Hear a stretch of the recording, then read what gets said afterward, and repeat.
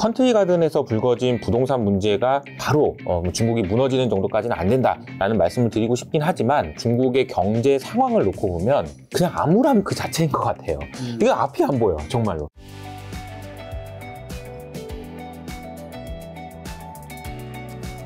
오늘 이제 이사님 모시고 최근에 글로벌 경제에서 중국이 굉장히 좀 이슈가 있고, 네. 그 다음에 또 이번 주에 굉장히 중요한 미팅이 한 게 있기 때문에 그 두 가지 주제 여쭤보려고 하는데, 첫 번째 일단 중국 부동산 이슈 한번 업데이트 좀 부탁드릴게요. 네. 요즘에 이제 뭐 중국 부동산과 관련된 이슈는 많이들 접해보셨을 것 같아서 간단히만 업데이트를 드려보면은 컨트리 가든이라는 회사가 있죠. 이 회사가 5년 연속으로 중국 부동산 판매 1위 업체라고 해요. 그러니까 이제 매출액도 640억 불 정도 되고 부채는 2080억 불 정도 되는 그런 회사입니다. 근데 이제 부도가 났다고 해가지고 굉장히 이슈가 많이 됐고 그렇긴 한데 일각에서 이제 한국은행에서 나온 자료를 보니까 이 문제를 굉장히 심각하게 보고 있지는 않은 것 같아요. 그러니까 이제 물론 안 심각하다는 얘기는 전혀 아니고요.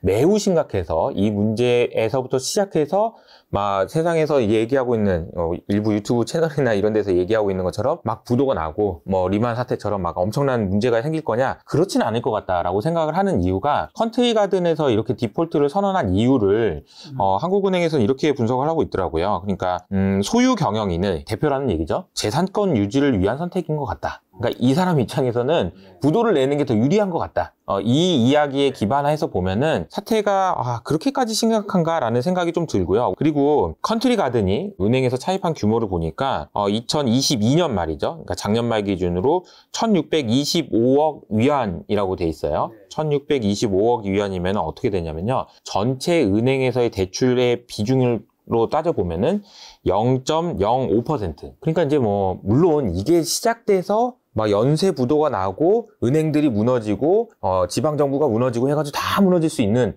그럴 가능성이 없진 않죠. 그러나 그 비중으로 따지면은 0.05%면은 아주 크진 않다라는 생각을 좀 할 수 있는 것 같습니다. 그런데 뭐 제가 오늘 나와서 뭐 중국 괜찮습니다 이런 얘기 하러 나온 건 아니고요.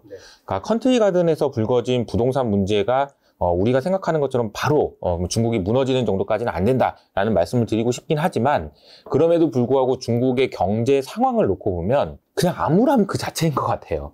이거 앞이 안 보여, 정말로. 너무 심각한 것 같아요. 원래 이게 보면은 연초까지만 해도 중국이 리오픈을 한다고 해가지고 야, 이게 진짜 드디어 중국이다 이런 얘기 되게 많았잖아요.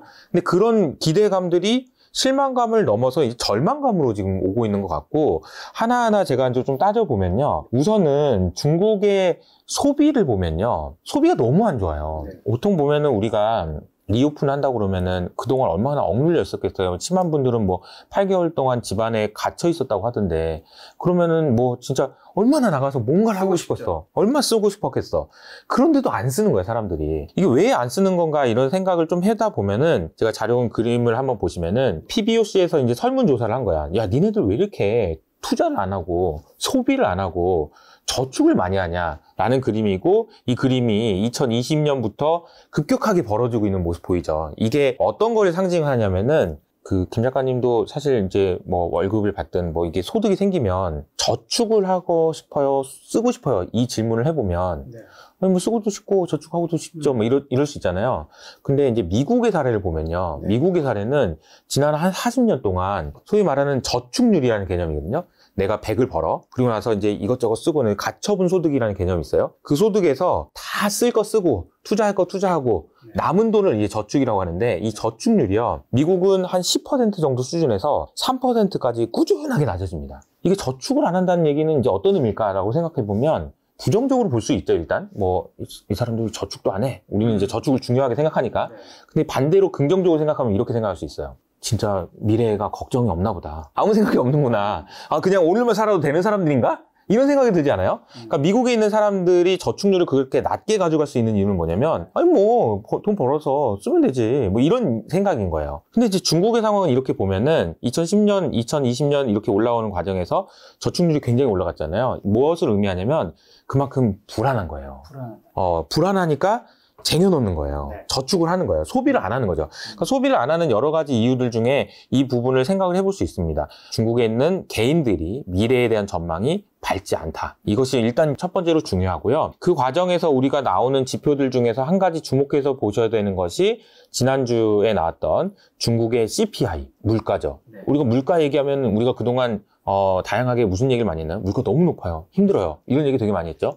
그래서 연준이 금리 좀 그만 올렸으면 좋겠어요. 그런데 놀랍게도 중국은 디플레이션입니다. 그러니까 이제 물가가 마이너스란 얘기예요. 그럼 이 문제를 어떻게 해석해야 되냐라고 생각을 해보면 전 세계는 지금 물가가 높은 것이 걱정이 돼가지고 이거 어떻게 해야 되냐라고 하고 있는 상황인데도 불구하고 중국에 있는 국민들은 얼마나 미래가 걱정이 돼가지고 소비를 안 하면 디플레이션을 걱정하고 있냐. 이렇게 해석할 수 있거든요. 그러니까 중국의 경제 상황을 아주 단적으로 보여주는 사례인 것 같습니다. 네. 그리고 또 한 가지 CPI 말고 PPI라는 지표도 있는데요. 네. 이것은 생산자 물가죠.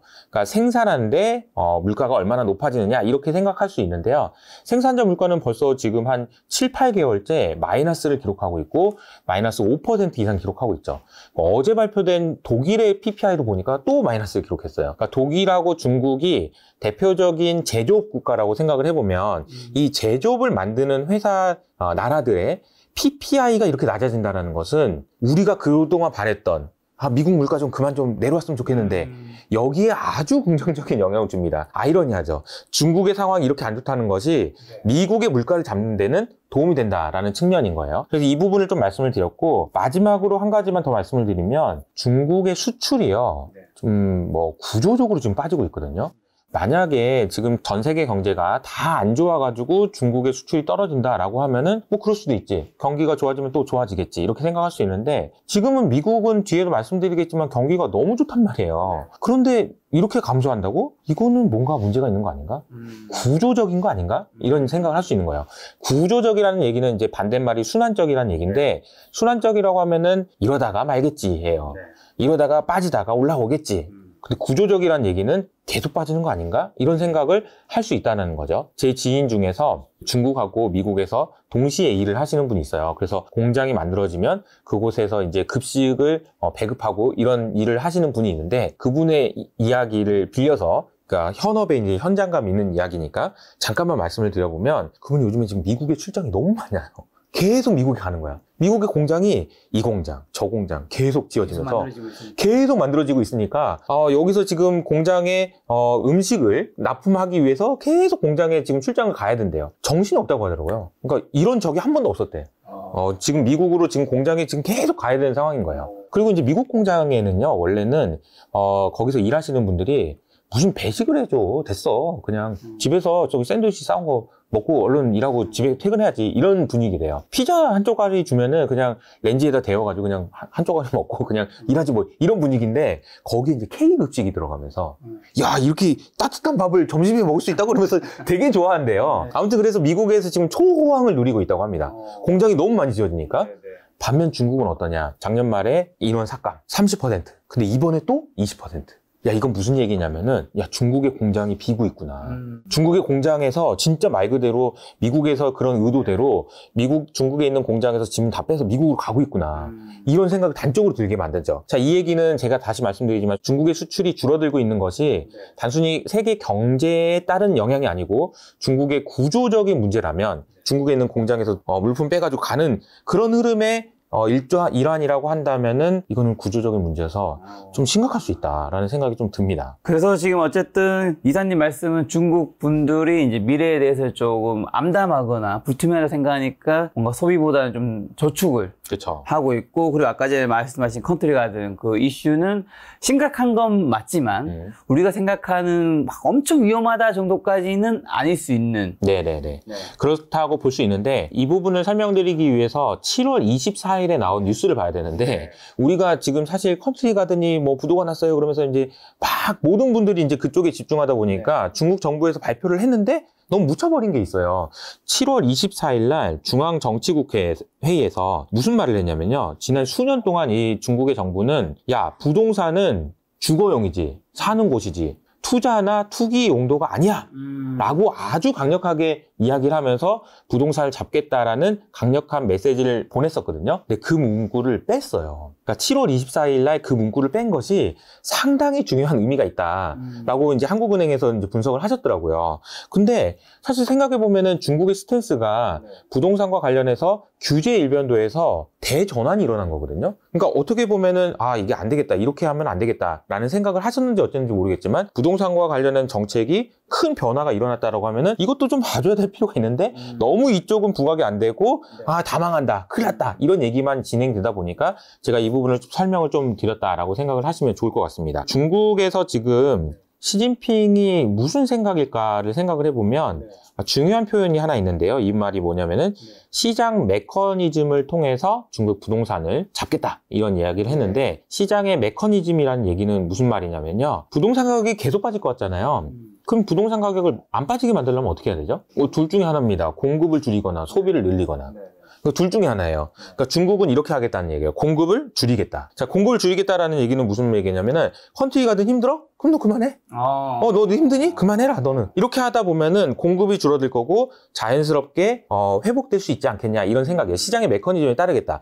여기에다가 아까 말씀드린 대로 중국 정부에서 이제 메시지를 준 거죠. 아, 원래 그동안에는 부동산은 사는 곳이지 투자하는 곳, 투기하는 거 아니에요. 절대 큰일 난다. 니네들 혼난다. 나한테 이랬다가 이걸 바꿨다는 얘기잖아요. 그러니까 이거는 좀 긍정적으로 볼 수 있다라는 거죠. 이제 중국의 부동산에 관련된 여러 가지 이야기들이 이렇게 빠지다가 너무 안 좋을 것 같다가 그런 일도 있었어? 그러면서 조금씩 회복되는 모습을 보일 수도 있지 않을까라는 생각이 듭니다. 그리고 또 뭐 이게 잘 생각해보면 지금 이제 8월 말 9월이 되니까 좀 있으면은 이제 연말이잖아요? 그러게 벌써 또 해가 다 가네. 연말이에요. 이제 슬슬 시원해질 겁니다. 그럼 연말이 되면 또 미국에서 이제 소비 시즌이 옵니다.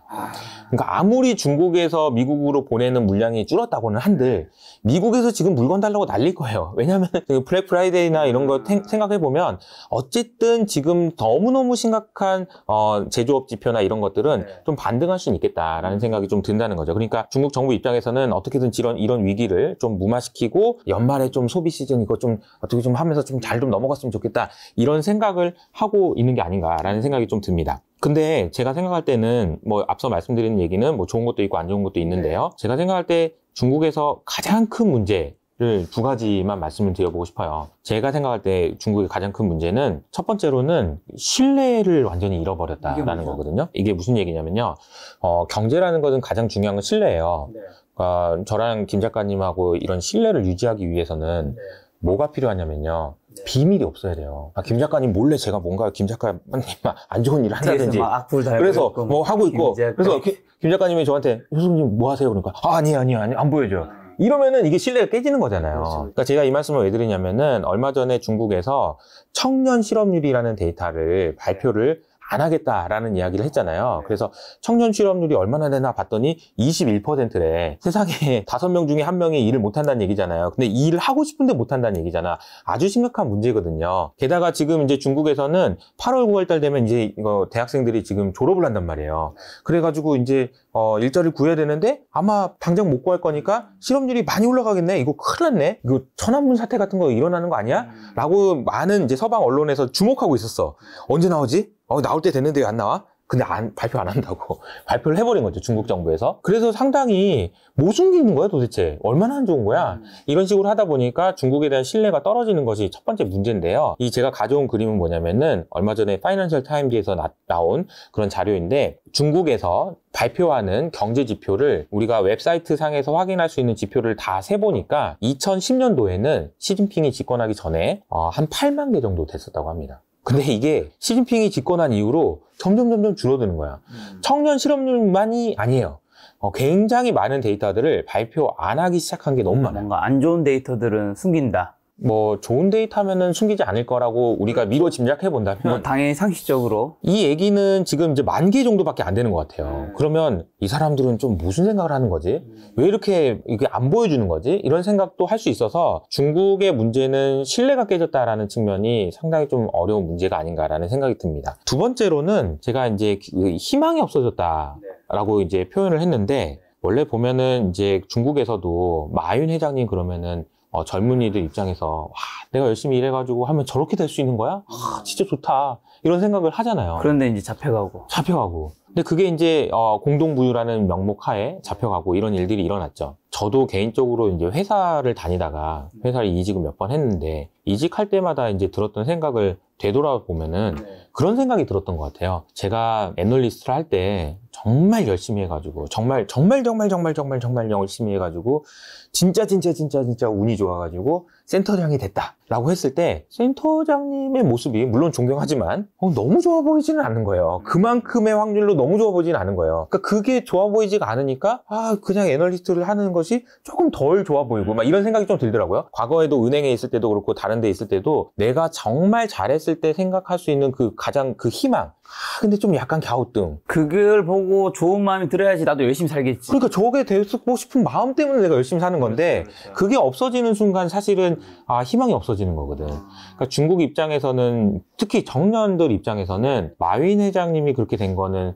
상당히 큰 가슴의 상처. 그리고 내가 뭐하러 일을 하냐 이런 상황이 되지 않았을까라는 생각이 좀 듭니다. 그래서 이제 이코노미스트지에서는 얼마 전에 이 문제를 가지고 이렇게 이야기를 했는데 청년 실업률이 이렇게 높아진다라는 걸 가지고 많은 분들이 이 상황을 떠올리세요. 천안문 사태. 이 친구들이 난 일하고 싶은데 막 이거 뭐냐 그러면서 천안문에 가서 막 데모를 하고 막 이런 걸 생각하시는데 그게 아닐 수도 있다. 오히려 일본에 있는 청년들, 과거의 청년들이 생각하는 게 나을 수도 있다. 왜냐하면 이 친구들이 희망이 없어지면서 좌절을 한다는 거지. 그래서 그냥 집에 있는다는 얘기지. 이게 더 안 좋은 걸 수 있잖아요. 오히려 차라리 뭐라도 바꿔보자라는 것이 아니고 아니야 그냥 난 집에서 그냥 아무것도 안 할래. 이런 지금 우울감에 빠져있는 청년들이 많다라는 것이 오히려 큰 문제가 아닐까 싶습니다. 그래서 제가 가져온 그림을 한번 설명드려 보려고 하는데요. 이거는 지금 PII라는 곳에서 가져온 그림입니다. 중국 정부가 소유하고 있는 국영기업이 위에 있는 파란색이에요.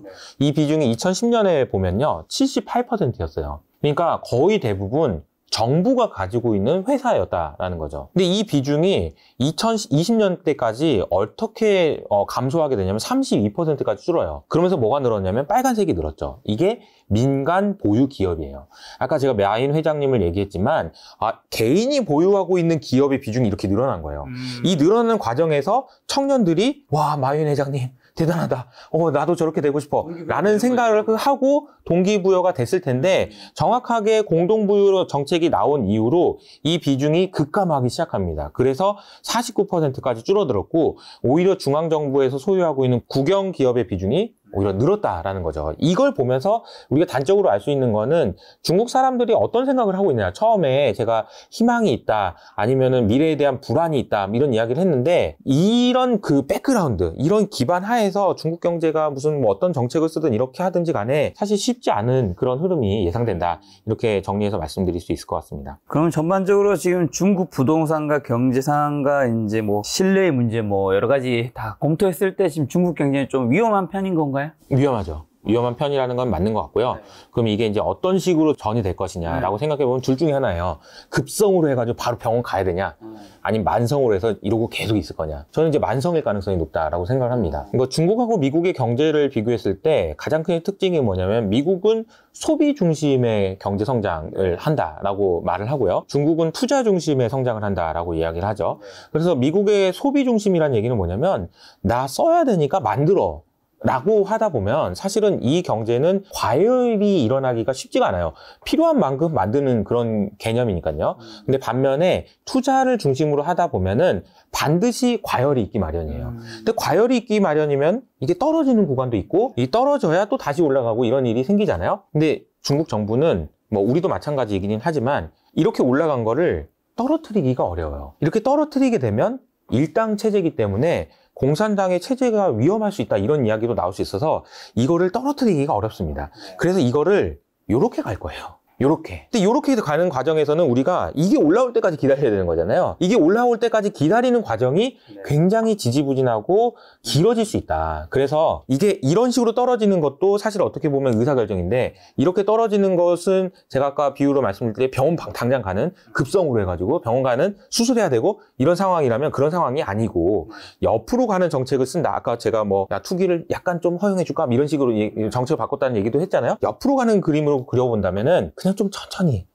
그냥 계속 안 좋은 그런 상황이 유지되지 않을까라는 생각이 좀 듭니다. 그래서 마지막으로 두 가지만 여쭤보고 다음 주에 넘어가면 지금 아까 전에 중국의 공장들이 이제 좀 빠져나가는 분위기가 있고 그다음에 그런 공장들이 뭐 다른 나라도 가겠지만 미국에는 공장이 좀 늘어나는 부분도 있다 했는데 이런 중국 경제가 좀 안 좋아지는 게 미국이 중국을 견제하는 그런 정책들이 되게 많았잖아요. 반도체도 기타 등등. 그런 것들도 좀 영향을 미치는 게 있을까요? 많이 영향 줬죠. 많이 영향 줬다고 보시면 되고 이것을 반대로 미국에서 수입하는 나라들의 비중을 따져보니까 원래는 중국이 1등이었거든요. 3위로 내려왔습니다.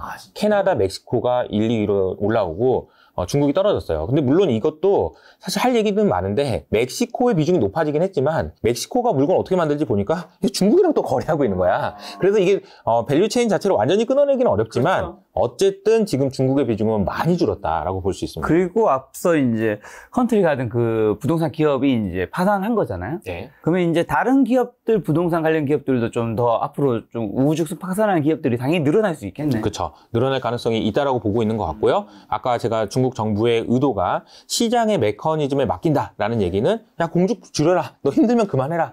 너 돈 없어? 그러면 그만해라. 라는 정책을 쓸 거기 때문에 이런 부도 문제는 계속 될 수밖에 없다.